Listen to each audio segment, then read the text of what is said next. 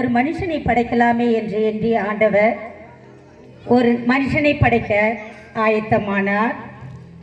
மண்ணை பிசைந்து மனிதனுக்கு ஜீவ சுவாசத்தை அவன் நாசியிலே ஊதி அவனை உயிர் பெற செய்தார்.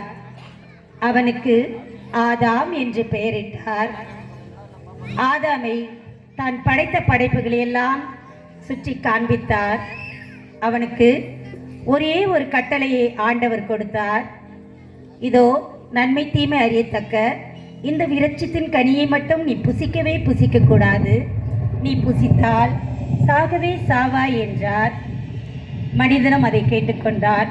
பின்பு சற்று ஓய்ந்திருந்த கடவுள் ஆதாம் தான் படைத்த எல்லாவற்றையும் பார்த்து கொண்டிருந்தான்.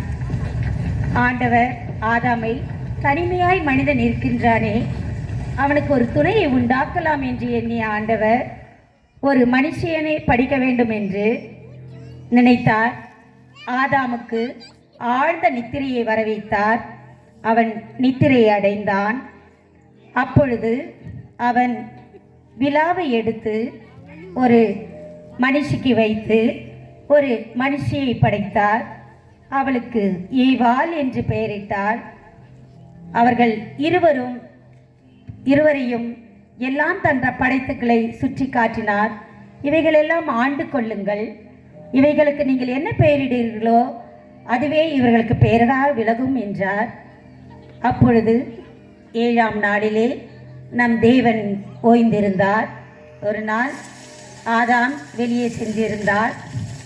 அப்பொழுது ஏவாள் தனிமையாக பார்த்து கொண்டிருந்தாள்.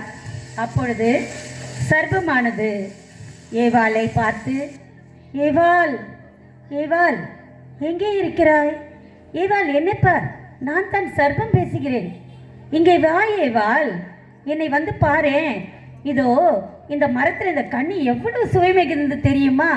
இதை சாப்பிடு ஏவாள், நீ சாப்பிட்டால் தேவனை போல மாறிவிடுவாய்.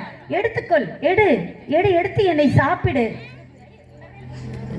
அவள் ஏவாளும் எடுத்து அந்த கனியை கடிக்கின்றாள். ஆதாம், ஏவாள் ஏவாள் எங்கே இருக்கிறாய்? ஏவாள் ஏவாள் எங்கே இருக்க? இதோ இங்கே இருக்கிறேன், இந்த கனியை சாப்பிடுங்களே, மிகவும் சுவையாக இருக்கிறது.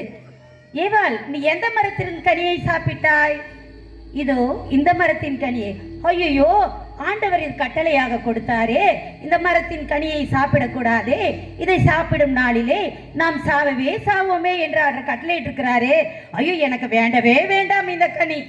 ஐயோ ஆதாம், இது மிகவும் சுவையானது, மிகவும் அருமையாக இருக்கிறது, இது நாம் சாப்பிட்டால் நம்முடைய கண்கள் திறக்கப்படும், நாம் தேவர்களைப் போல மாறிவிடுவோம், ஆகையால் இந்த கனியை சாப்பிடுங்களே.